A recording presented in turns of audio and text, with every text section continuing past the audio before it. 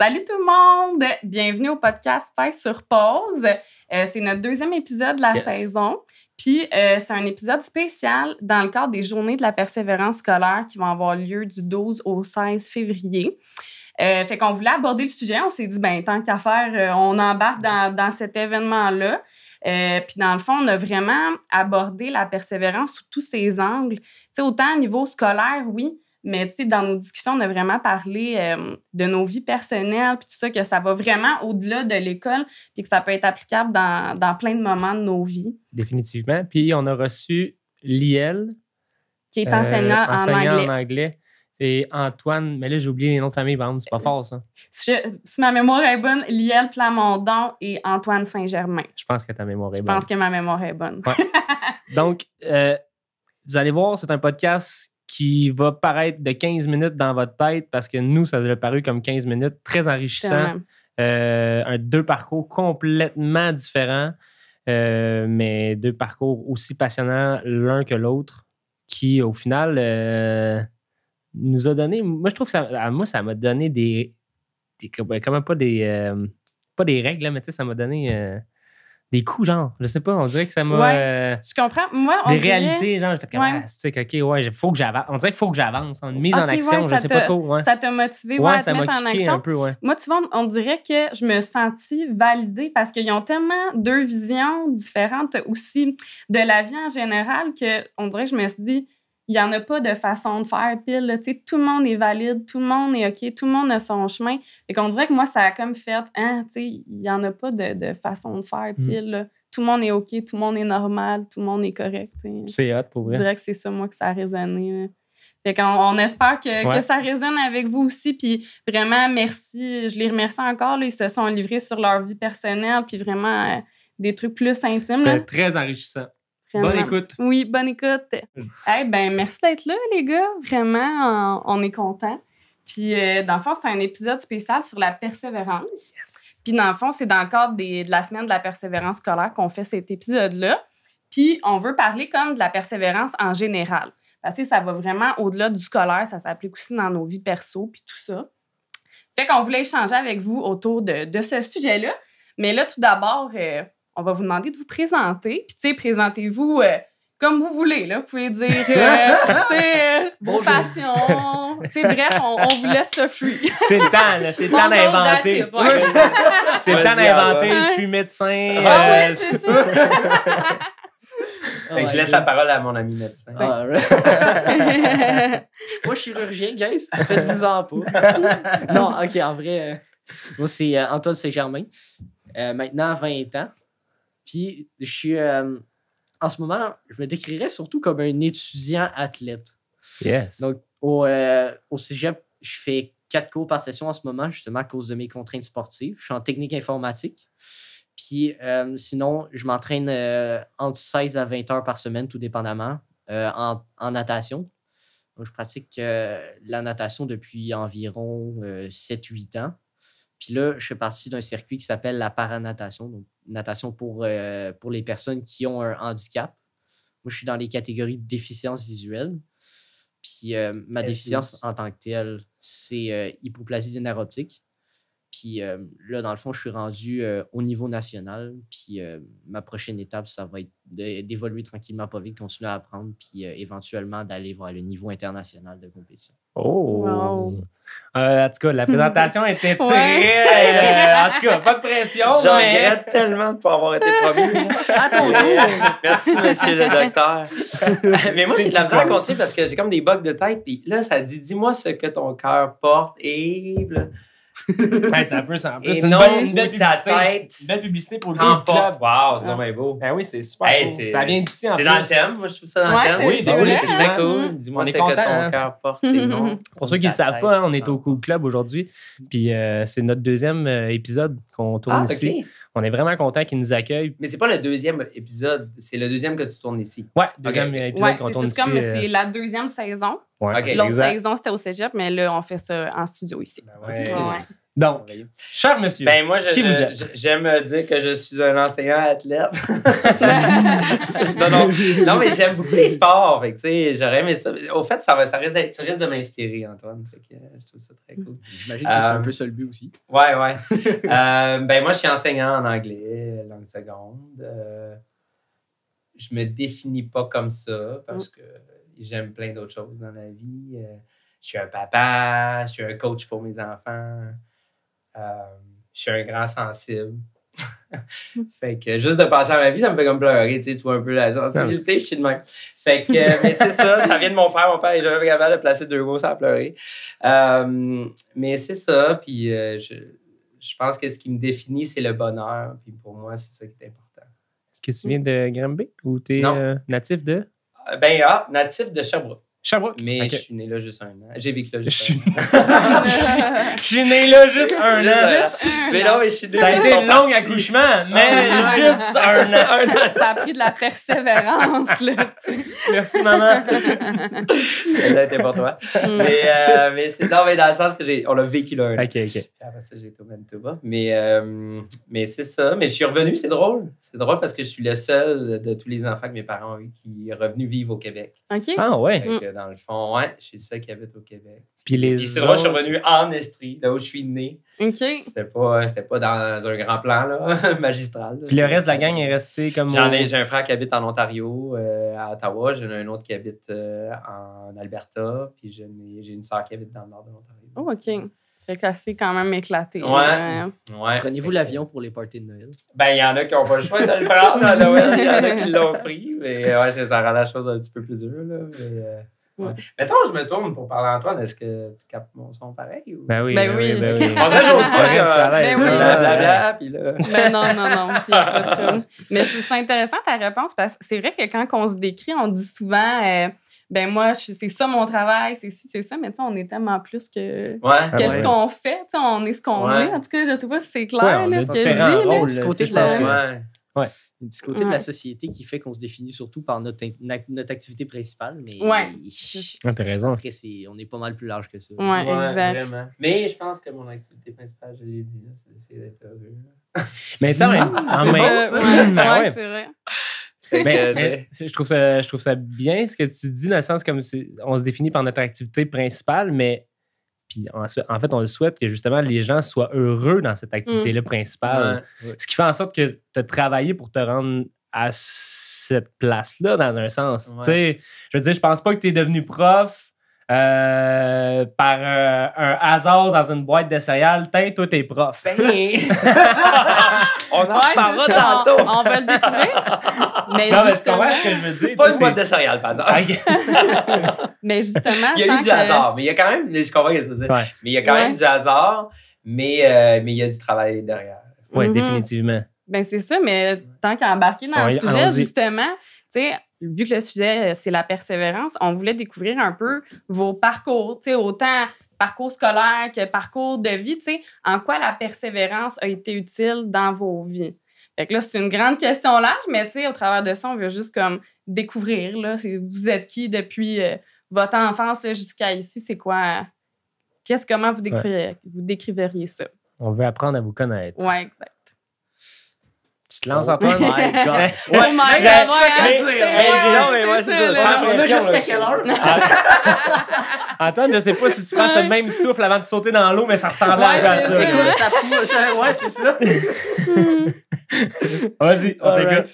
Non, ben, en gros, si je décris ça un petit peu à partir des moments un petit peu... marquants. Ouais, c'est ça, un petit peu plus marquant. Ouais. C'est le bon mot, exactement. J'ai été depuis la maternelle, en fait, à une école qui était spécialisée pour les aveugles, qui est à Longueuil, l'école Jean Coilette. Puis, à ce moment-là, là-bas, en plus des apprentissages normaux qu'on fait, que font tous les élèves, mettons, on apprenait tous les rudiments aussi pour réussir à se débrouiller en tant que bon aveugle dans la société, si je peux dire ça comme ça. Puis, donc, utiliser une dactylo-braille, utiliser un portable correctement, apprendre notre doigt informatique parce que nous, on ne peut pas vraiment regarder les touches quand on tape au clavier. C'est sûr que l'informatique, c'était vraiment l'aspect central de nos apprentissages là, parce on est un peu dépendant de ça pour réussir à continuer nos apprentissages maintenant. On a appris, pour certains comme moi, à lire le braille quand on était, quand on était plus jeune.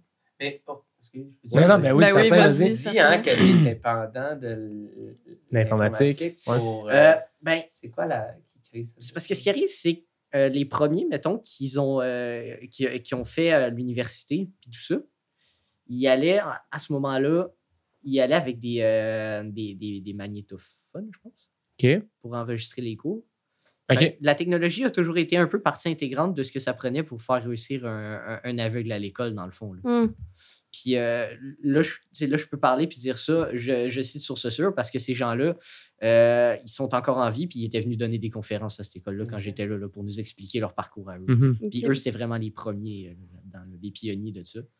Puis c'est ça, eux autres, ils partaient avec leur gros magnétophone dans la classe, le matériel de fou. Yeah. C'est vrai, hein? C'est pas les cellulaires dans ce temps-là qui... Ils craquaient à bobine, là, puis ils enregistraient leur cours.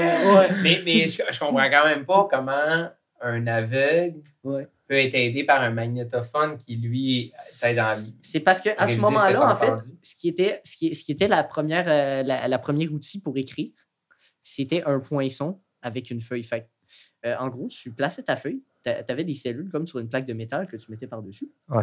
Puis là, il fallait que tu poinçonnes tes cellules. Ça impliquait que tu fallait que tu écrives à l'envers aussi. Fait que dans la classe, tu n'avais pas le temps de prendre tes notes à la même vitesse. C'est clair. Oui, c'est clair. Fait que le magnétophone, en fait, ce que ça leur permettait de faire, c'est ça, tu enregistres le cours, puis là, tu retranscris après.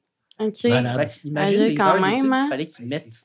Juste, Fait que t'es content que les ordi soient arrivés. Ouais, c'est la technologie. Les laptops, là, c'est bien pratique. Ça se traîne dans un sac, puis ça va bien. C'est clair. Mais fait que pour continuer, dans le fond, après ça, dans le fond, j'ai été là jusqu'à ma secondaire 2. Puis, toujours à la même école? Oui, toujours à la même école. Parce qu'eux autres, ils font le cheminement à partir de la maternelle à aller jusqu'à... Tu peux finir ta secondaire 5 ou aller vers des programmes un petit peu plus... pour les personnes lourdement handicapées, si je peux dire ça comme ça. Dans le fond, des programmes qui t'apprennent comment bien fonctionner en entreprise sans nécessairement finir ton diplôme d'études secondaires. Puis, en fait, là, à ce moment-là, dans le fond, en secondaire 2, j'ai dit, j'ai besoin d'autres défis, j'ai besoin d'avancer plus vite parce que je savais que j'avais le potentiel d'aller pas mal plus vite que ce que ça allait là. Puis que j'aimais bien la natation parce que c'est une personne là-bas, dans le fond, qui m'a initié à la natation. On nageait peut-être genre 1 heure par semaine, mais c'était le fun pareil, puis j'avais le goût de pousser plus loin. Fait que là, j'ai fait le transfert vers un programme de sport-études à Coinsville, à Polyvalente Massivani. Puis c'est ça, c'est là que j'ai vraiment eu ma première expérience en club de natation régulier. OK. J'avais pas ma classe sportive encore pour être paranageur à ce moment-là. Fait que je compétitionnais contre les gens normaux, si je peux dire ça comme ça. J'ai pas fait de finale à ce moment-là. Dans les 2 années, je te dirais que j'étais dans ce club-là, j'ai pas fait de finale. Puis là, après ça, ça a comme débouché tranquillement pas vite. J'ai entendu parler de la paranatation, puis j'ai fait ça m'intéresserait de faire ça. Puis là, finalement, il y a eu le camp pour les Jeux du... Parce qu'au début, tu faisais partie du club plus régulier. Là. Exact. Puis parce qu'à Coinsville, ils ne savaient pas comment ça marchait pendant tout ça. Okay. Puis en fait, ce qui s'est passé, c'est que là, j'ai fait le camp pour aller des espoirs pour les Jeux du Québec. Puis là, il y avait la coach de Granby qui était là, qui était coach en chef pour la délégation. Puis elle a dit moi, je te prendrai dans l'équipe. Je sais comment ça marche la paranatation. Fait que je peux t'orienter là-dedans. Puis là, j'ai fait le switch vers Granby où est-ce que je suis encore en ce moment pour la natation. Puis depuis ce temps-là, c'est merveilleux. C'est malade. Ouais, c'est merveilleux. Genre, j'ai vraiment trouvé le match parfait là, en tant que tel au niveau des coachs. OK. C'est incroyable. Quand tu es allé à Cowansville, ils t'ont intégré en régulier dans les classes. Est-ce que tu avais un service adapté quand même? Oui. Okay. J'avais un service adapté. À ce moment-là, à Cowansville, dans le fond, j'avais une TES qui faisait la transcription des documents en braille pour moi. Fait que tout ce que les profs envoyaient, en retard, pas en retard. Parce que toi, tu lis pas le braille? À spécifier. Lis-tu le braille? Oui, je lis le braille. Okay. C'est mon premier mode de fonctionnement parce que, en fait, ce qu'ils font en premier, quand tu vas voir les spécialistes pour qu'ils te fassent passer des tests, ils te font lire justement de l'agrandi, mais genre très, très, très gros. Ils vérifient ta position de blocage. Okay. Puis ma position de blocage, en fait, était pas bonne. Vu que j'ai l'œil droit beaucoup plus puissant que l'œil gauche, ça faisait que genre je tournais ma tête comme ça, puis je m'avançais comme ça. Fait que c'était vraiment pas bon. À longue, si je lisais en imprimé vraiment, au lieu d'utiliser le braille, problème de dos. Là. OK. Je comprends le blocage. Hein. Au niveau de la posture que c'est évalué aussi. Là, OK. C'est ça. Fait que c'est là qu'ils ont dit, à ce moment-là, tu n'as pas le choix d'aller avec le braille. Puis à partir de ce moment-là, j'ai commencé à prendre le braille. Puis c'est ça. Pendant mon secondaire, j'ai fonctionné pas mal tout le temps en braille. Puis c'est ça. Et pourquoi tu avais besoin de voir de la TS pour te traduire le. Parce que les documents n'étaient pas tout le temps traduits. Tu sais, tu as des documents homemade, mettons. Ouais, c'est ça. Fait que là, il faut faire la traduction. Au cégep, il y a un service au complet qui existe à Montréal qui est organisé pour ça, mais au secondaire, il n'y avait pas ça. Ouais, fait qu'ils ont engagé une personne spécifiquement pour faire ça. Et elle, comment ça se fait de traduire en braille? Comment tu as une machine spéciale? Oui, il y a des imprimantes braille qui existent. C'est vraiment cool. Moi, c'est un livre que je connais pas. C'est ça. Nous autres, on a failli l'avoir apprend. Au cégep, celle-là. L'imprimante braille, je pense, au début. Finalement, c'est ça le projet, dans le fond, il est tombé un peu à l'eau parce qu'il y avait déjà des services à Montréal qui s'occupaient de faire ce job-là et qui le faisaient très bien. Fait que, en gros, c'est une imprimante qui... tu traduis tes documents. En fait, tu prends ton document Word, tu l'envoies dans un logiciel qui va le convertir en point braille, mettons. Malade. Après ça, tu fais comme des retouches pour que la mise en page soit correcte. Okay. Puis après ça, tu fais juste l'imprimer, puis il t'imprime ça. Fait qu'elle s'occupait plus de la mise en page. C'est ça. Ça fait un boucan de malade, là, mais... Ouais, c'est ça. Hey, j'ai une question là-dessus, par exemple, Antoine. Parce que, tu sais, ton parcours, nécessairement, il n'est pas comme le nôtre. OK, on va dire comme ça. On n'a pas vécu le même parcours. Chacun, on a vécu notre parcours. Puis ma question là-dedans, là, c'est de savoir, y a-tu des moments tu as vraiment senti que c'était des défis? La transition vers l'école régulière, c'est sûr que ça a été un challenge. Okay. Oui, c'est ça que je me posais la question quand tu l'as dit que ça a dû être une adaptation. Oui, surtout qu'au primaire, on avait déjà essayé de faire une intégration. Puis la première école où est-ce que j'avais essayé de faire l'intégration était un petit peu moins ouverte, puis même que nous autres aussi, de notre bord, on était un peu moins bien organisés à ce moment-là. Ouverte, tu veux dire dans le sens de t'accueillir? Ou... Oui, c'est ça. Il y avait pas encore exactement les bonnes... leur but, c'était pas de me foutre dehors, mais il n'y avait pas exactement les bons matériaux pour faire ça. Okay. Puis il avait jamais fait ça avant non plus. Fait qu'il ne savait pas trop. Là. Puis on n'avait pas, nous autres non plus, exactement le matériel que ça prenait pour le faire correctement. Puis c'est ça. Fait que ça a été un flop un petit peu, cette intégration-là. J'ai fait comme 2 jours là-bas. Puis ça a vraiment été un flop. Puis finalement, c'est ça. Fait que quand on a parlé de faire un changement d'école en secondaire 2, j'ai dit, ouais, il faut que je le fasse. Mais tu sais, ça a comme été un des moments les plus stressants de ma vie parce que la première fois, ça avait moins bien fonctionné. Mais là, à ce moment-là, avec toute l'entraide qu'il y a eu, puis l'équipe qui était en arrière de nous à Massé-Vanier, puis l'ouverture des profs aussi qui a fait une grosse différence. Là. Puis ton port d'attache au sport, j'imagine qu'il t'a aidé beaucoup aussi. Oui, c'est ça. Ouais. Mais ça, je te dirais, dans ce cas-ci, si on le prend vraiment straight comme ça, là, ça a peut-être été une problématique parce que ce qui arrive avec les sports-études, c'est qu'ils coupent des périodes de cours. Fait que ça fait que les cours sont encore plus condensés. Fait que ça a été un challenge supplémentaire plus qu'un aide. Là. Mais ça a marché quand même. Fait qu'il a fallu que tu redoubles tes efforts à chaque fois. Je suis une personne... À la base, j'ai un petit peu été gifted avec le fait que j'apprends vite. Tant mieux. Ça l'aide. Là. Ça oui, clairement. C'est pas... mais quand même, tu n'as pas baissé les bras, malgré tout. Quand même, de faire la transition de l'école régulière, c'est ça, il a fallu que tu t'adaptes, il a fallu que tu te mettes en place des outils. Tu étais appuyé, mais toi aussi, j'imagine qu'il a fallu que... Oui, c'est ça. Parce qu'en gros, ce qui se passe beaucoup, c'est que j'ai pas mentionné encore, mais qui est un des éléments qui vient jouer le plus, c'est quand tu es à l'école Jacques-Ouellet, tu es dans un environnement qui est vraiment fait pour les aveugles. Ouais. Fait que tu es comme dans une bulle protectrice, si on veut, si je peux dire ça comme ça. C'est pas une critique, mais c'est juste mettre les fesses à la table. Tout est adapté. C'est ça, mettre les fesses à la table, tout est suradapté. Fait que tu es dans une petite bulle protectrice. Tu es avec d'autres gens qui sont aveugles. Fait que la communauté est... Tu sais, je juge pas, mettons, là-bas. Là. Puis, quand tu arrives à l'école régulière, là, c'est là que tu vois que tu tombes dans le monde normal. Il y a pas nécessairement tout est adapté. Les gens qui sont autour de toi sont pas mal intentionnés, mais souvent, ils sont pas au courant de ta condition. Fait que, tu sais, mettons, t'en as des plus jeunes qui sont un peu moins matures, qui sont énervés, ils vont courir à côté de toi, puis ils se rendront pas compte que tu as une canne blanche. Fait que ça, c'est un peu perturbant dans les couloirs. Les gens, ça parle fort.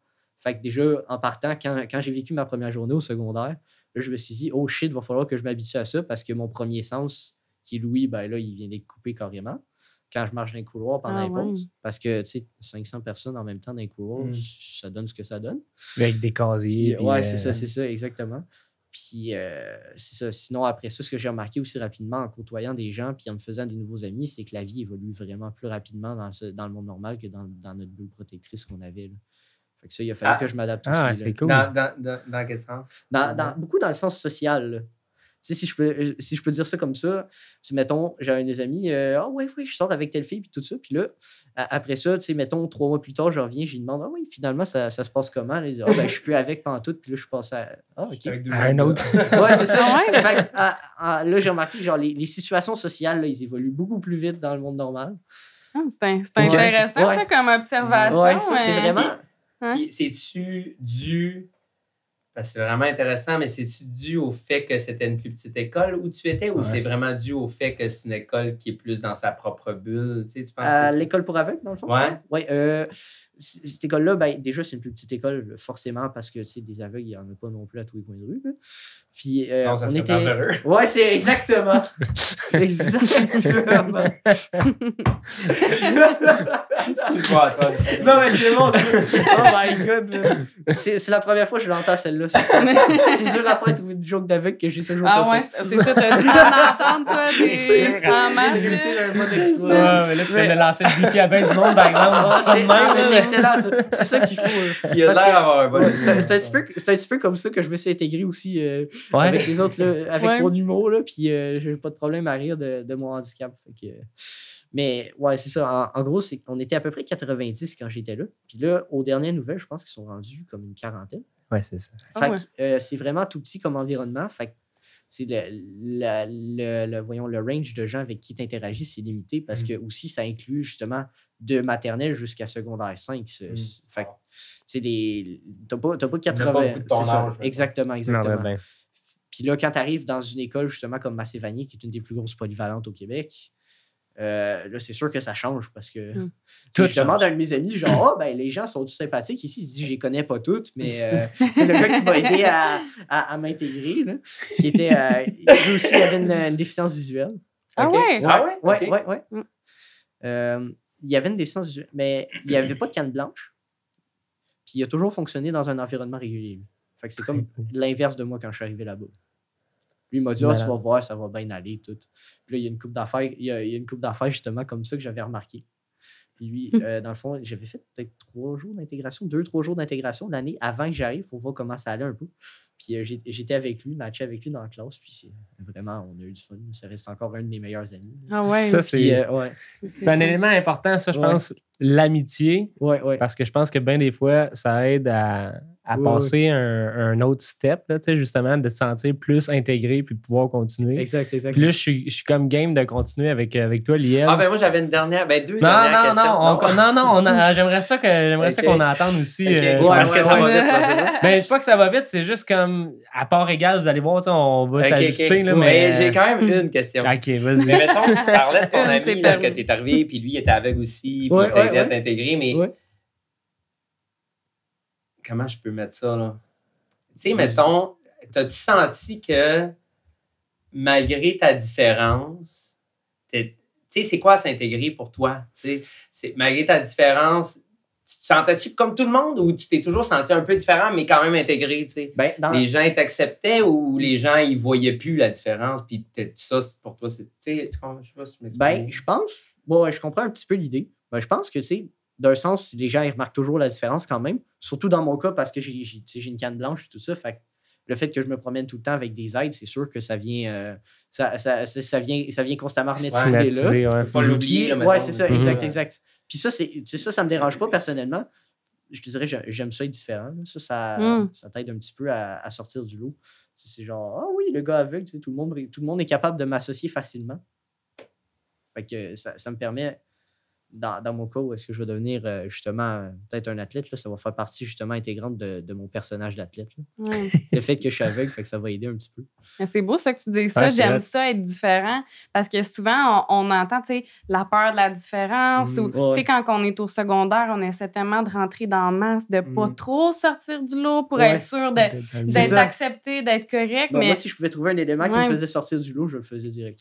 Ah ouais, OK. T'as tout le temps eu Oui, mais j'ai remarqué que ça aidait justement la différence. Pour sortir du lot, il est rentré dans l'eau. Ouais, c'est... Voilà! C'est ton slogan d'athlète, Antoine. Ouais, c'est ça. Il trouve des outils. C'est trop bon, ça. Ah, ouais, t'aurais dû amener des calculs. Ouais, c'est vrai, ça. Ou une enregistreuse méga. Un magnétophone. Mais...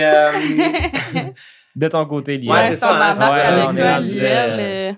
Mais c'est drôle parce que quand t'as dit, tu sais, moi, j'aime ça être différent, on se rejoint puis on s'éloigne là-dessus. Dans le sens où moi, j'ai toujours été différent dans ma personnalité, dans mes idées, mais je pense que je le faisais pour être pareil. Mm-hmm. Dans le sens où, moi, je suis comme un... Comment qu'on appelle ça? Un tannant, là. Je suis comme, tu sais... Autant dans ma famille qu'avec mes amis, au fait partout, là, je dis à l'école, mes profs, quand ils ont appris que je devenais prof, ils étaient là, ben non, pas lui. Il a fait quelque chose de sa vie. Mais ouais, j'étais comme un tannant qui avait l'air à tout le temps de se foutre de tout, puis je jouais ce rôle-là, tu sais. Pour te rapprocher des autres. Ouais, tu sais, c'était comme ma façon d'être différent pour être dedans. Tu parlais tantôt, on veut tout comme pas trop... on veut être in, tu sais. C'est ta façon d'interagir avec les autres. Ouais, ben aussi avec la personnalité que j'avais, je pense, tu sais. Mais en même temps, ça a comme été ça. J'ai trouvé cette place-là, puis je l'ai pris, là, tu sais. Ben oui. Trop, tu sais.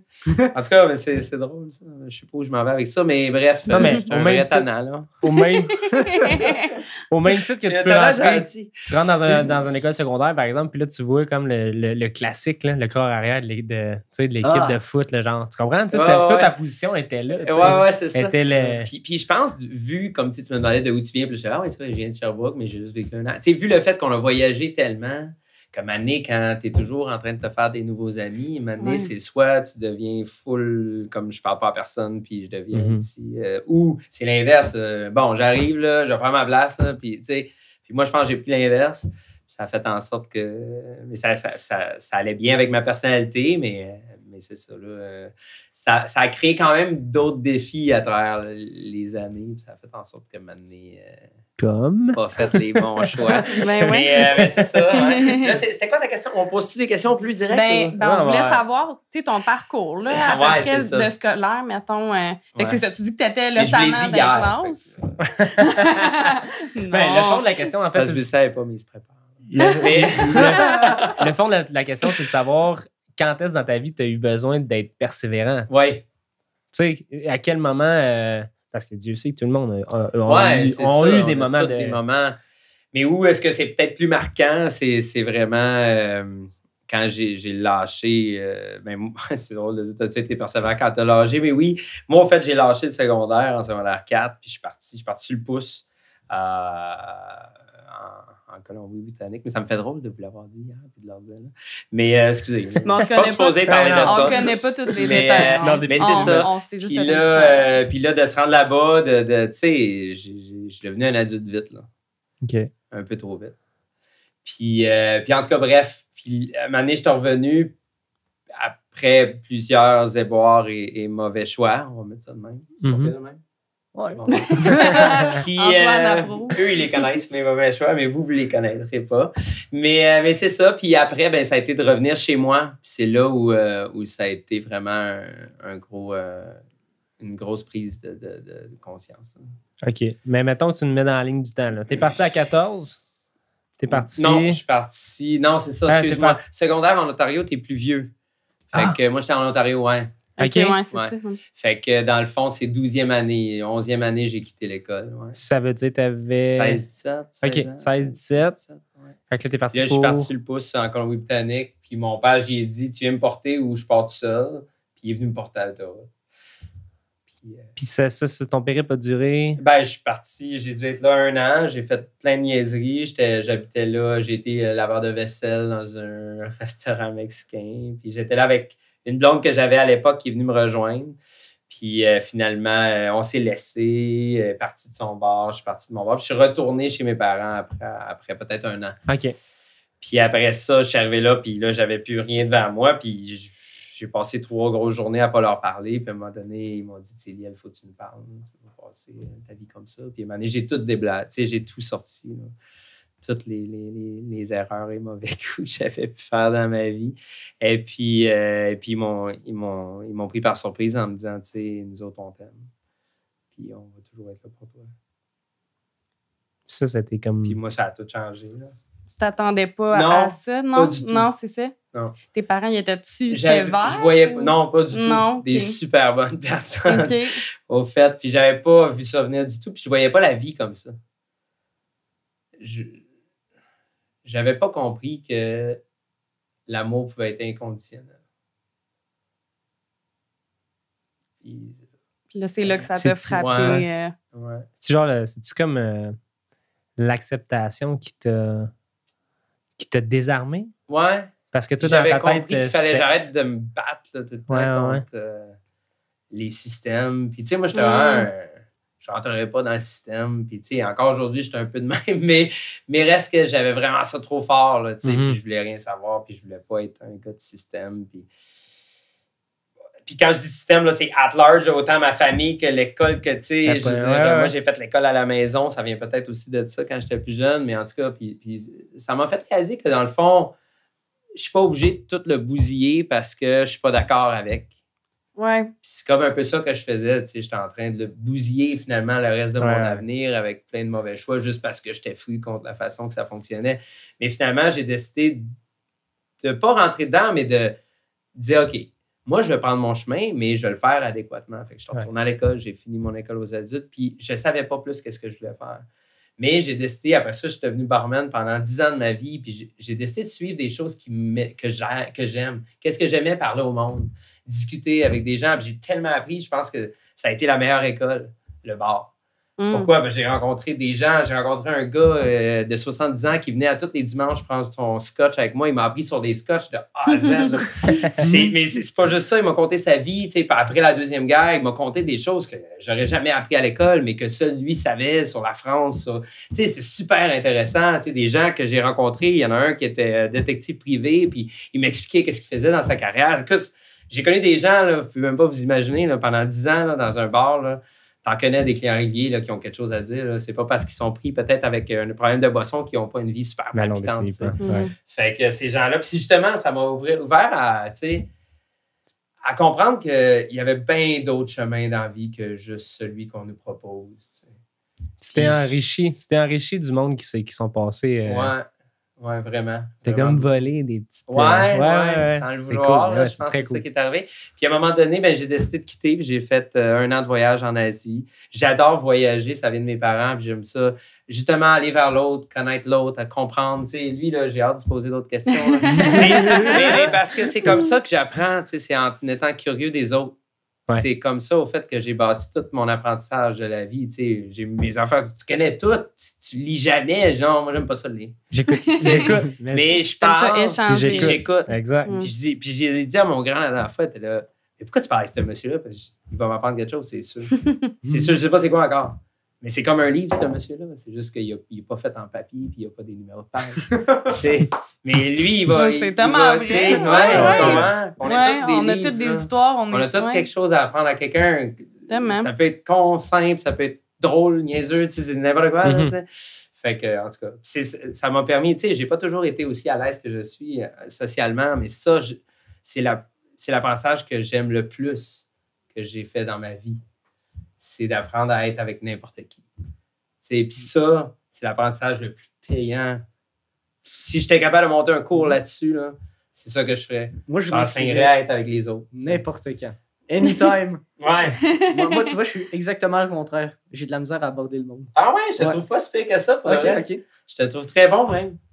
Mais peut-être que les gens ont de la misère à t'aborder à cause que c'est possible. visuellement, on te regarde et on se dit ah ouais, attends, c'est weird. Mais, tu comprends? Ouais. C'est normal. Là. On est tous comme ça, les humains. Mais c'est vrai, t'es super accessible, moi, je trouve, Antoine, vraiment. vraiment. Là, mais si la personne start la conversation, si moi je suis obligé de starter la conversation, je suis plus comme qu'est-ce que je vais bien dire? Commence par la météo. Commence par la météo. Ou tu peux juste dire salut. Ouais, définitivement. Moi, là, tu sais qu'est-ce que je fais? Je fais cette habitude-là. C'est juste que je sais pas vous êtes où, mais au cégep, là, j'arrive là, puis je vais dire allô à plein de monde. Ben oui. Là, salut! C'est quoi ton nom? Là? Puis là, je passe mes journées. Là. Il y a des journées, puis là, je suis rendu, je les connais. Là. Puis là, j'arrive, je dis salut Marianne.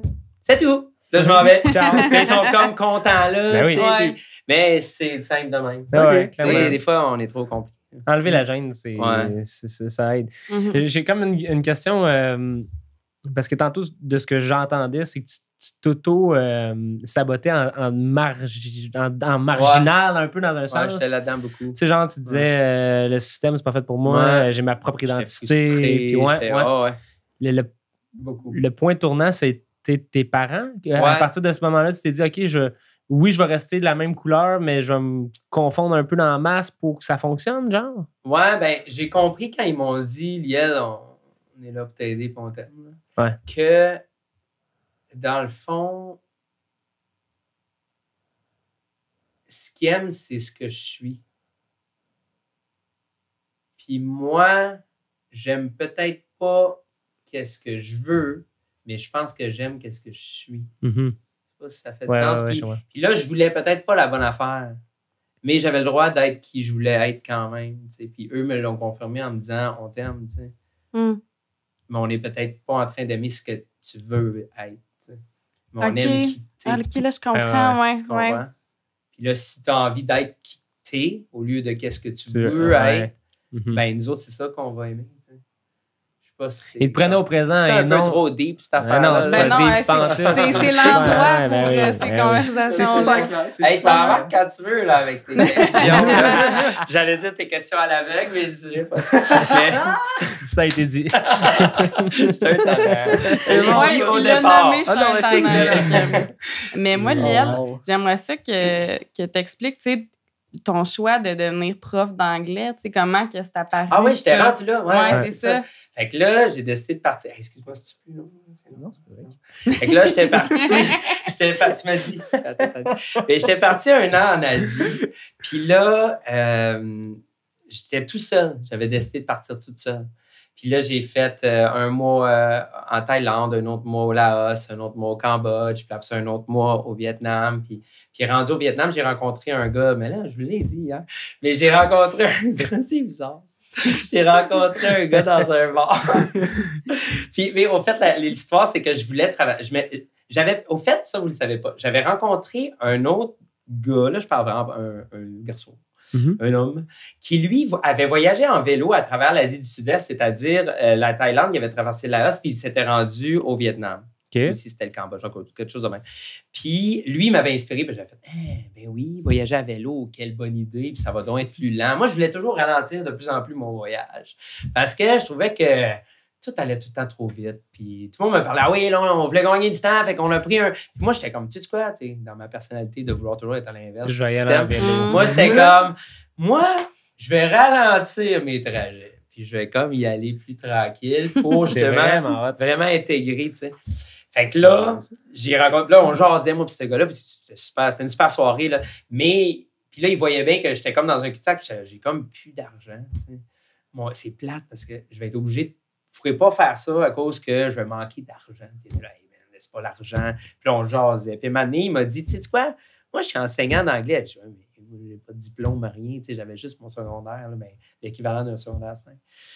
Puis là, il dit, tu n'as pas besoin de ça, on est au Vietnam. Excusez pour la mauvaise publicité au Vietnam, mais c'est pas, ça a sûrement changé depuis. Là. En tout cas, bref. Puis là, il dit, je vais te prêter un habit, une cravate. Puis il dit, demain, je te présente dans les écoles où je travaille. Puis je suis sûr que tu vas avoir au moins une job. J'ai eu 3 jobs. Fait que le lendemain, j'ai été avec lui, on s'est présenté. Il a aussi un peu sur certaines affaires, mais pas trop. C'est un prof du Canada. Il a dit que j'avais déjà enseigné. Il y a pas mal de trop. T'as-tu pris les 3 jobs en même temps? J'ai pris les 3 jobs en même temps. Ouais, fait que finalement, au début, quand je disais qu'il était médecin, on n'est pas loin d'un mensonge quelque part. Ouais, c'est ça. mais c'est ça, ouais, j'ai pris 3 jobs, puis c'est drôle parce que ces 3 jobs-là, c'était. Je n'avais avec des enfants comme mettons l'équivalent de la première année à la 3e année. Okay. Je n'avais une que j'étais comme des enfants à peu près, des pré-adultes, peut-être cégep à peu près. Puis je n'avais une autre que c'était des adultes. Fait que c'était vraiment comme un range, un drôle de range. Moi, j'avais jamais enseigné. Fait que là, il m'a donné des livres, il m'a dit, gars, apprends ça, t'as juste enseigné ça avec les jeunes, ça sera avec les. Fait que là, je me suis mis dans les bouquins, puis je me suis mis à aller, puis c'était drôle, puis je suis au Vietnam, sur le bord d'un lac, tu sais. Puis là, j'ai passé la fin de semaine à me préparer, puis ma première semaine est arrivée, j'étais nerveux pour 20. Là. Puis finalement, ça a bien été, tu sais. Puis de fil en aiguille, je suis devenu de meilleur en meilleur, puis Colin, j'ai vraiment aimé ça, enseigner. Puis tu sais, c'est pour ça que je disais tantôt, tu disais, c'est pas tombé de même par chance. Et moi, c'était un peu une chance, parce que j'ai jamais su ce que je voulais. Mon école, moi, l'orienteur m'avait dit tu serais un bon orienteur, puis j'y avais claqué à la porte en disant je vais savoir ta job. Tu sais. Fait que c'est ça a commencé. Entre ton moment où tu as rencontré ton monsieur qui t'a dit va enseigner, puis qui t'a fait avoir tes jobs, puis le moment où tu as commencé réellement, puis que tu as vu que tu aimais ça, là. Non, pas il y a combien de temps. Y a-tu un moment donné où ce que tu t'es dit, genre, quelle niaiserie je viens de faire là? Je suis vraiment en train de faire ça, là. Je te dirais la première semaine de mon enseignement. C'est clair. Dès la première semaine. Mais quand j'ai ramassé après les 3 mois, j'ai fait ça pendant 3 mois. Mais après les 3 mois, quand j'ai eu assez d'argent, parce que, tu sais, honnêtement, la vraie raison, c'est que je le faisais pour l'argent parce que je voulais continuer à voyager. Mais je suis tombé dedans. J'ai été pris au piège à aimer ça. Mais à la base, je faisais ça en me disant, ça va être de l'argent facile, puis tu sais, je vais pouvoir continuer. Tu sais. Puis bon, en 3 mois, ça se tape bien. Mais finalement, j'ai fait aïe. Puis après, ben là, la suite de la patente, c'est que j'ai acheté le vélo, puis j'ai acheté les sacoches, puis je suis parti. Puis là, ça a été plus long que je pensais. J'ai fini par traverser la Chine au complet, puis me rendre en Mongolie. Puis dans ce voyage-là, j'ai eu en masse de temps là, dépenser pour réfléchir à ma vie. Là, tu sais, c'est comme pas mal rien que ça tu fais. Là. Puis j'ai eu le temps de faire « Colin, j'ai vraiment aimé ça. Colin, je pourrais peut-être devenir enseignant. » Puis mes 2 parents sont enseignants, puis je m'étais juré de jamais faire cette pochette job-là. En plus. Genre, caca, jamais je remettrai les pieds dans une école. Puis tu sais, j'étais vraiment... Le fameux « je veux pas faire comme mes parents ». Oui, puis le 100%. système, Ah ouais, le système. Je dis ça, je dis mes parents parents qui ont su, mes profs qui ont su que j'étais prof, ils capotaient. Fait que, bref, puis là, je me suis fait voler mon vélo en Mongolie par quelqu'un qui avait sûrement plus besoin que moi. puis chanceux, j'avais mon argent puis mon passeport sur moi. Fait que j'ai été correct, j'ai été capable de revenir. Puis là, ben, au retour, je me suis inscrit en enseignement, en gestion. Puis tu sais, tu donnes 3 choix. Là. C'est exactement ce que j'allais dire. Rassure notre direction que tu as été prendre des vrais cours. Oui. Alors, hey, bon point. Alors, c'est vrai. De là, 3 mois d'enseignement. Ah ouais, c'est un charlatan. Je suis arrivé avec mon CV. Moi, je suis enseignant en anglais. J'ai inventé une couple d'affaires. Non, soyez rassurés. Je sais pas c'est où ça fait. Mais mais c'est ça, c'est que on parlait de persévérance, c'est que j'ai choisi, j'avais quel âge? J'avais 28 ans quand j'ai commencé. Non, 27 ans. Ouais, c'est un bac de 4 ans. 27 ans. Fait que à mon retour, là, j'ai été accepté en enseignement, puis j'ai fait 4 ans de bac. Puis oui, j'ai mon papier. Puis en fait, j'ai eu des super notes. Sans me vanter, ça a été super facile. Fait que, c'est bref, vrai, parce que t'avais trouvé ta voie. J'ai fait, c'est facile l'école dans le fond, mais c'était pas facile ou pas facile le problème à l'école, c'était que j'aimais pas ça. Quand t'aimes pas ça, c'est pas facile. Mais là, tu travailles dedans. C'est ça qui est fou, hein? Ouais, c'est vraiment c'est ça qui est fou. Mais je regarde pas la retraite comme tout le monde, mais ça, c'est une autre histoire. Je pense que la seule différence, dans le fond, entre une personne qui va trouver ça difficile puis chiant à l'école puis une personne qui trouve ça facile, genre, ça rejoint vraiment ton histoire parce que tu as eu les 2 contrastes d'un extrême à l'autre. C'est juste la motivation de le faire. Si tu as un objectif au bout de la ligne, c'est sûr que là, tu vas trouver ça beaucoup plus simple. Je pense que tu l'as bien aimé. Moi aussi, tu sais, chez nous, je réfléchissais à ça, la persévérance. Puis c'est ça, quand tu n'as pas de but concret, un objectif qui te tient à cœur, c'est sûr que c'est dur de se motiver, tu sais. Puis il y a des périodes de vie, après ça change, hein, tu sais. Il y a des phases qu'on focus sur une affaire, après ça va être complètement autre chose. Mais tu vois, c'est pour ça que j'adore ça, être un athlète. Parce que c'est tout le temps ça. Faut tout le temps que tu aies un objectif. Ma vie, je la gère comme 2 coups d'avance. Là. Un à 2 coups d'avance. Là. Je suis comme, OK, parfait, je m'en vais vers cet objectif-là, mais après ça, je fais quoi? C'est comme la première fois à Sherbrooke, quand j'ai battu mon premier record canadien. Là c'est ça, j'étais bien content, mais le premier truc qui m'est passé à la tête, c'est ça, c'est fait. Après ça, on fait quoi? Ça va où? Ouais. Puis là, finalement, je vais continuer à battre des records canadiens. Puis, je me développe tranquillement, pas vite. Là, après ça, la prochaine étape, c'était les équipes du Québec. Il y avait les Jeux du Canada aussi qui sont passés par là. Mais le but, c'est tout le temps d'avoir un autre objectif qui suit par après. Parce que la journée que j'ai plus d'objectif, je me demande bien ce que je vais faire. Mais c'est fou, hein, parce qu'on est dans le même sujet, la persévérance, puis vous avez totalement deux parcours complètement différents. Puis 2 visions différentes. 2 visions, exact. Parce que moi, lui, je fonctionne pas aux 2 coups d'avance. Moi, là, je me rappelle encore, j'étais à l'université. J'étais sur le bord de finir mon bac, puis même encore aujourd'hui, je dis ça. Puis je disais, je sais pas si je vais finalement enseigner. Mais j'aimais ça. Mais puis j'ai toujours vécu ma vie comme ça, genre, la Providence, on verra qu'est-ce qui arrivera. Mes parents sont vraiment pas d'accord. mais à date, ça a bien fonctionné, tu sais. Fait que, mais je trouve ça intéressant que lui, il la gère plus au niveau de j'ai toujours besoin d'un nouvel objectif. Puis moi, non. C'est plus day-to-day, puis on verra. Mais en fait, je pense que c'est plus une question d'essence de vie, dans le sens que toi, t'aimes ça, justement, vibrer sur le moment. Ouais. Puis Antoine, j'ai l'impression que pour avoir son gaz, ça y prend justement cette planification-là. J'ai toujours visualiser ça avance, les étapes. J'ai toujours été quelqu'un d'extrêmement intellectuel. Puis d'extrêmement cartésien aussi. Fait que l'organisation, c'était ultra important. Là. Moi, je te dirais, quand j'ai vraiment eu la vision, le déclic que vraiment, là où j'étais le meilleur, c'est quand j'avais justement une coupe de coups d'avance. Là. Je me voyais un petit peu comme un train qu'il fallait qu'il reste sur ses tracks. Là. C'est un peu ça l'idée. Là. Je continue à rouler tout le temps, puis je reste sur la bonne track. Là. C'est très long. Puis c'est ça. Je trouve que ça m'aide vraiment à m'organiser, puis à placer mes pions correctement pour avancer d'un pas constant, si je peux dire ça, comme ça, là, justement.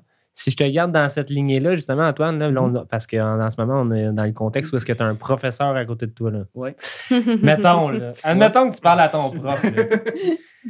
Qu'est-ce que tu recherches chez un professeur qui t'aide justement à continuer à persévérer? Qu'est-ce qui aide, en fait, quand tu es en classe ou comme c'est quoi les éléments? Quand tu vois que le prof connaît sa matière puis qu'il est motivé par sa matière puis qu'il aime ce qu'il fait, ça aide. Parce que, tu sais, mettons, personnellement, j'ai toujours été quelqu'un d'ultra curieux puis je me suis toujours fié sur mes professeurs pour, tu sais, être les personnes, justement, qui vont m'apprendre quelque chose de plus après parce que c'est eux qui nous enseignent. Fait que là, si le prof est vraiment passionné par sa matière, là, par exemple, un prof de sciences au secondaire qui mange de la science puis qui s'intéresse à ça, là, au secondaire, avant de vouloir aller en informatique, je voulais aller en astrophysique. Puis en secondaire 3, justement, je parlais de sujets un petit peu plus pointus avec mon prof de sciences, puis il était capable de me répondre là, la majorité du temps parce qu'elle s'intéressait à la science. Fait c'est là que ça devient intéressant avec un prof parce que tu peux aller pousser ton apprentissage après. Puis aussi, si le prof est passionné par ce qu'il fait, ça va paraître aussi en avant. Là. Il ne sera pas endormant. Là. Ouais, t'as raison. Ça va être le fun de l'écouter. Là. Une fois, on avait pogné un prof un prof d'histoire. Puis la personne, là, elle parlait pas fort. Là. Elle parlait vraiment pas fort, puis elle parlait tout tranquillement. Là. Elle récitait le livre comme un robot. Là. Puis c'est le pire cours pour faire ça. Là. Puis l'année d'après, j'ai eu... On n'apprend pas de nom. L'année d'après, j'ai eu un prof incroyable dans cette matière-là, justement, que j'étais arrivé à cette année-là parce que c'était l'année où est-ce qu'on voyait justement au secondaire, les Iroquois, les maisons longues, toutes ces affaires-là. Puis là, je me suis dit, non, pas encore. On va faire la même matière qu'au primaire. On l'a déjà vu ça. Puis finalement, j'ai adoré l'année parce que le prof était incroyable cette année-là. Ouais. Le gars était passionné par ce qu'il faisait. Puis quand il racontait ça en avant, il y avait des exemples aussi qu'il ramenait à côté. Puis d'autres aspects qui nous partageaient à propos de ça. Puis des comparaisons qu'il faisait. Puis des jokes aussi sur le sujet. Là. Le gars, c'était incroyable comment il racontait ça. Là. Puis, je pense que cette matière-là, en tant que telle, c'est là que j'ai vu que genre, ce qui faisait la différence entre une matière que tu aimes ou pas, c'est pas la matière en tant que telle, c'est comment le prof va l'enseigner. Ouais. Définitivement. Peu importe le cours. Mais c'est sûr que dans n'importe quelle interaction, quand la personne est motivée, juste toi, quand tu nous parles de natation, on te sent vraiment dedans, on sent à quel point comme ça te tient à cœur, fait qu'automatiquement, on capte toutes tes paroles, puis on est super concentré sur ce que tu dis. Puis on a un goût d'en savoir plus, surtout. Oui, c'est ça qui est cool. Mais t'as raison. En fait, je pense que ce qui aide, puis c'est vraiment un bon élément parce qu'on est tous allés à l'école ici, hein? Définitivement, si le prof est capable de donner une réponse de plus que ce qu'il a déjà d'emblée à nous donner, en fait, la matière de base, mettons. Le petit plus, OK, mais pourquoi ça, c'est important pour moi dans ma vie, tu sais? Ouais. Pourquoi tel je sais pas, mettons, je prends le français, là, par exemple. Parce que pour moi, ma bête noire à l'école, ça a été le français. J'ai fait 7 fois mon épreuve uniforme de français. Ah ouais? Mais tu sais, je l'ai recommencé 7 fois, là. Ça, c'est beaucoup. J'ai pas arrêté après le 2e, j'ai pas arrêté après le 3e. C'est sûr qu'au 7e, je me disais, bon, ben, gars. C'est de la persévérance. Ouais, c'est ça, exact. Non, mais je suis arrivé au 7e, puis j'ai dit, advienne que pourra, je le fais, puis that's it. Mais tu sais, les profs que j'ai eus, là, ils étaient sur la coche. Là, j'ai eu Charles Robert qui prenait du temps après, qui prenait du temps à mon accueil. J'arrivais, il y avait de la musique québécoise. Il nous mettait dans une ambiance. Puis si j'avais des questions aussi spécifiques qu'elles soient, il était là pour répondre, mais élaborées. Puis après ça, j'ai demandé si je pouvais avoir un cours supplémentaire. Même quand j'avais fini mon français, j'ai eu Julie Caron, qui, elle, également, me prenait dans son bureau à part, j'allais dans ses cours. Mais tu sais, c'est l'élément, je pense, qui favorise, premièrement, un bel échange humain, hein, parce que c'est ça qu'on est au début, à la base. On est des humains. Tu sais, l'étudiant qui en a besoin de plus, crime, il est là, il est vulnérable dans un sens. Fait que c'est ton privilège de prof de dire, hey, je vais t'aider. Je pense que de l'autre côté aussi, c'est plus intéressant d'aider quelqu'un qui ça y tente de s'aider aussi. Oh, clairement. Oui, ça, c'est sûr que ça va dans le oui. Ben, justement. Confirmer ça. Puis Liel, moi, je me. Ah oui, excuse, vas-y, Antoine. Ouais, vu que t'es prof, là, justement, je pense que tu peux un peu confirmer ça. Oui, c'est ça. Mais c'est ça, Liel, toi, ta perception en tant que prof, là, si on renverse la question, toi, c'est quoi tes outils? Qu'est-ce que tu fais pour garder tes étudiants motivés?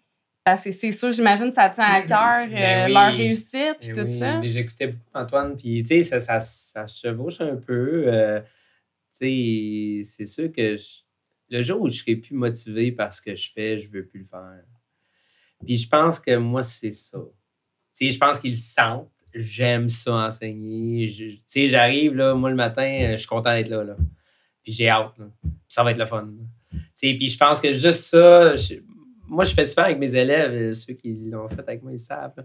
Et souvent, je leur dis, tu sais, moi, là, je suis tout le temps en train de sourire, là, mais je suis pas toujours de bonne humeur. Mais je suis toujours après sourire, par exemple. Parce que je sais que si je me suis levé du mauvais pied, puis que je souris pas, ben il y a des très bonnes chances que le reste de la journée, je sois malheureux. Tandis que si je me suis levé du mauvais pied, puis je souris, on dirait que c'est comme... Ben oui, tu te sens déjà plus heureux. Puis en plus, les gens autour de toi, ça a un impact. Fait que tu sais, finalement, why not? T'sais? Fait que je commence avec ça, puis c'est simple, qu'est-ce que je suis en train de vous dire. Mais moi, c'est ça. Puis après ça, ben, j'enseigne l'anglais, c'est une langue. Là. Je peux faire n'importe quoi. Puis je le garde en tête, ça. Tu sais, justement, qu'on peut aller nowhere puis partout en même temps, là. C'est une langue. Fait que let's go. Puis je garde ça très, très, très varié, justement, pour que ça rejoigne les intérêts de tous les élèves différemment, parce que je pense que c'est ça qui fait en sorte que tu es motivé si on parle de quelque chose qui t'intéresse.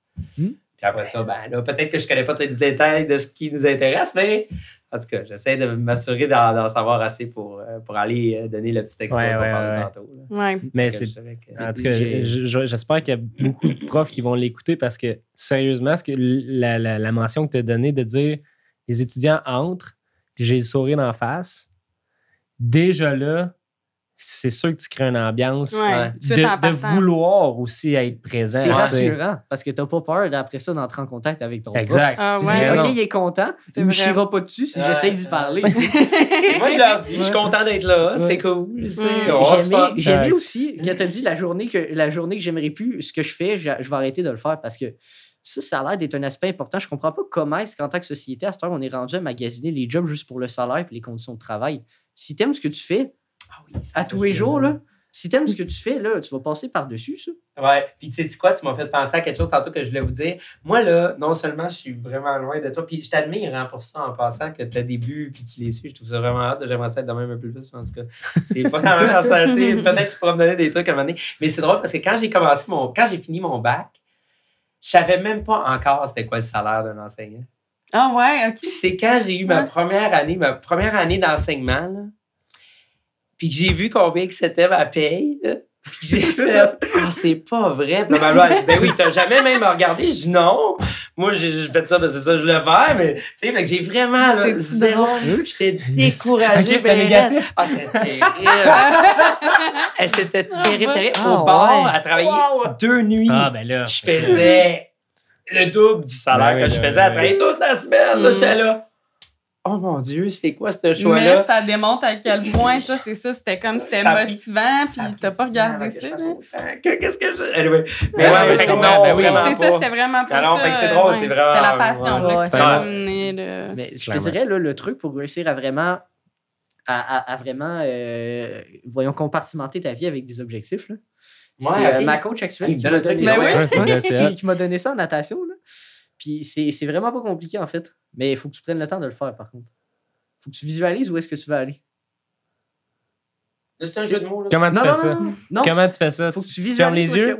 Ben oui. Ouais. Tu peux te fermer les yeux. Tu sais, nous autres, on le fait à très, très court terme avec nos courses. Mettons, en natation, là, tu prends le temps, mettons, une demi-heure, 1 heure avant ta course, tu vas t'installer. Puis si tu as le temps, évidemment, là, parce que des fois, les courses s'enchaînent puis tu n'as pas vraiment le temps. Là. Mais quand tu as le temps, idéalement, c'est ça, une demi-heure, 1 heure, puis tu visualises comment ta course va se passer, comment tu veux qu'elle se passe.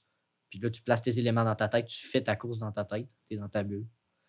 Puis là, ben, ça peut s'appliquer après ça à tout dans ta vie, puis à plus long terme aussi. Là, tu visualises où est-ce que je veux être à ce moment-là. Puis ben, là, après ça, si tu as ça dans le mindset, tu as des idées qui peuvent te popper. Puis là, tu te dis, ben ça pourrait être une étape pour pouvoir m'y rendre. Exact. Puis tu sais, au final, la distance entre le rêve puis la réalité, c'est juste l'action. T'sais. Exactement. Parce que souvent, en fait, j'ai remarqué la majorité des gens qui n'atteignent pas leur rêve, c'est parce qu'ils n'ont pas osé prendre l'action. Tu sais, je serais peut-être pas assez bon pour ça. Et comment tu peux le savoir si tu ne l'as pas essayé? Ça, c'est vraiment, très vrai. Ouais, des fois, c'est la peur de se lancer. Ouais, il nous ramène à la bonne place. Coach Antoine. En tout cas, si ça ne marche pas, là, devenir astronaute, là, tu pourrais être coach de vie. Ouais, ou conférencier. En vrai, j'ai pensé à ça aussi. Là. Bon. Puis j'adore ça, faire tout ce qui est comme, puis tout ça, fait peut-être. Je pensais que tu allais nous shooter la phrase de Gretzky. C'était bon, ça. C'est vrai, c'est la phrase. C'est quoi déjà la tu rates 100% des shots que tu prends pas. Ouais, ça, c'est vraiment vraiment dans la même ligne. Mais vraiment, tu sais, quand on parlait de la connexion entre l'étudiant et l'enseignant, c'est vrai que c'est important, tu sais, de sentir que c'est pas juste... que c'est pas juste de la matière qui est livrée, mais que c'est ça qu'il y a un humain devant toi, tu sais, puis... Mais tu sais, oui, on parle d'un prof, mais on peut prendre voyons, ton travail au cégep. Tu sais, je veux dire, si nécessairement tu étais une personne moins accessible, je pense que ça serait pas aussi optimal. Tu sais, ce qui fait que vous rayonnez dans le cégep, toi et Cathy, c'est que vous êtes rayonnante et que vous êtes accessible, tu sais, puis ça paraît dans votre manière d'agir puis d'être dans les corridors avec les gens puis tout, tu sais. Ben merci. Ça fait plaisir. Vraiment. Vraiment. Il attendait aujourd'hui pour te le dire. C'est vraiment. Là, je l'ai vu faire check. Je pense que je vous l'avais dit que ça passerait vite. Ah non! Ah, ça fait-tu déjà une heure? En tout cas, moi, je vais me virer vers Sam, puis Sam, il va me dire que ça fait 55 ans, on n'est pas loin du... Ça tellement passé vite. C'est ça qui se passe dans les belles discussions, puis... pour terminer, là, je pense, on va essayer de faire... on peut tout partir vraiment vite dans la discussion, mais pourquoi qu'on fait ça, persévérer? Tu sais, pour le mot de la fin, là, à à quoi ça nous sert de faire ça, tu sais? C'est quoi pour vous persévérer, tu sais? Vas-y en premier. J'étais comme tellement pas prêt. OK. Mais je le mérite parce que je t'ai toujours fait parler en premier. Pour moi, c'est quoi persévérer? Je pense que ça va aussi dans la ligne de pensée de ce qu'Antoine disait tantôt, là, c'est-à-dire de prendre action. Puis ça, j'ai beaucoup aimé ça quand tu as dit ça, la différence entre le rêve puis... La distance entre le rêve. Ouais, la distance, ouais. C'est l'action. Puis je pense que persévérer, pour moi, dans ma vie, c'est que maintenant, j'ai fait OK. Let's go, je le fais. Là. Mm-hmm. Arrête de niaiser. Là. Crois en toi, puis go. Ouais. Puis c'est comme j'ai pris action, puis ça a marché. Là. Puis je pense que si j'avais pas pris action, je serais encore pris au bord. Puis j'ai 2 enfants aujourd'hui, puis il n'aimerait pas ça que je travaille le vendredi. Mais tu ferais de l'argent. La paie n'est pas bonne, mais. Ouais, c'est ça, j'allais dire. La paie était peut-être pas bonne, mais la qualité de vie, je suis venu la chercher avec l'enseignement, ça, c'est certain. Ça vaut vraiment plus qu'une paie. Ouais. Puis j'adore ce que je fais. Là. Ouais, c'est ça, tu t'es trouvé là-dedans. Je m'étais juré que je ferais pas ça toute ma vie, puis Colin, je suis encore là. Fait que, ouais, prendre action, je dirais que. Prendre action. Vraiment. Antoine? Toi, Antoine? Moi, dans le fond, je vais être super court là-dessus. Là.